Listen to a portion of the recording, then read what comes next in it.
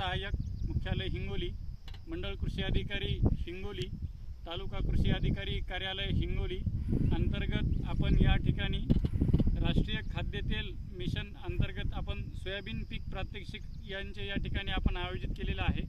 तर आपला सर्वांना माहीतच आहे की हे बीबीएफ लागवड तंत्रज्ञान अर्थातच रुंद सरी वरंबा पद्धतीवर सोयाबीनची पेरणी करणे म्हणजेच काय की मूलस्थानी जलसंधारण करणे आणि या पद्धतीमध्ये सोयाबीनची लागवड केल्याच्या नंतर जे काही फायदे आहेत ते याप्रमाणे आहेत की या ठिकाणी ही जी आपल्याला सरी दिसते तर या सरीमधून जेव्हा आपल्याला कमी पाऊस होतो तेव्हा या सरीमध्ये पाणी मुरते आणि प्रत्यक्ष या बेडवरती जे सोयाबीन पेरले आपण या ठिकाणी या सोयाबीनच्या मुळाला पाणी उपलब्ध होते आणि जेव्हा पाणी आपल्याकडे जास्त होतो तेव्हा या सरीमधून पाण्याचा निचरा होऊन बेडवरती वापसा कंडिशन राहते आणि नेहमी बेडवरती वापसा कंडिशन राहिल्यामुळं पिकांच्या मुळांची वाढ ही जोमदार होते।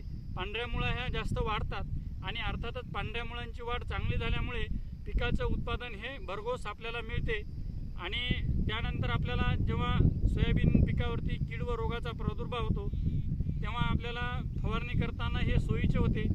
त्यानंतर दुसरा फायदा एक असा होतो की जेव्हा आपल्याकडे पाऊस कमी होतो त्यावेळेला आपल्याला एक संरक्षित पाणी देण्याची गरज असते, त्यावेळेला या सरीमधनं आपल्याला स्प्रिंकलर लावण्यासाठी सोयीचे होते आणि या पद्धतीमध्ये प्रामुख्याने महत्त्वाचा जो घटक आहे तो खत व बियाण्याची बचत होऊन आपल्याला कमी खर्चात हे सोयाबीन लागवड तंत्रज्ञान बीबीएफ तंत्रज्ञान हे अर्थातच शेतकऱ्यांसाठी फार उपयुक्त असं तंत्रज्ञान ठरलेलं आहे।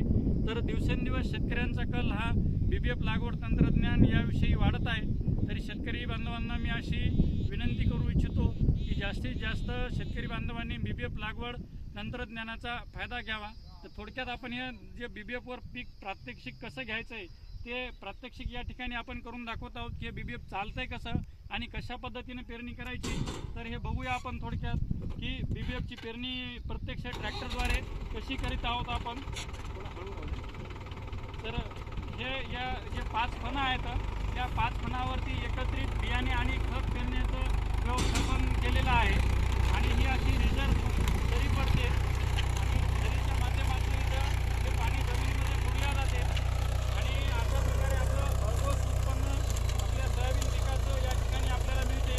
हे आपण बघू शकता ही अशी सरी आहे आणि सरी आणि हे 5 फणामध्ये सोयाबीन व खत व बियाणे एकत्र या ठिकाणी पडत आहे। तर शेतकरी बांधवांना पुनश्च एकदा विनंती की आपण सोयाबीन पीक लागवड तंत्रज्ञानामध्ये बीबीएफ तंत्रज्ञानाचा अवलंब करून भरघोस उत्पादन घ्यावे। धन्यवाद। या ठिकाणी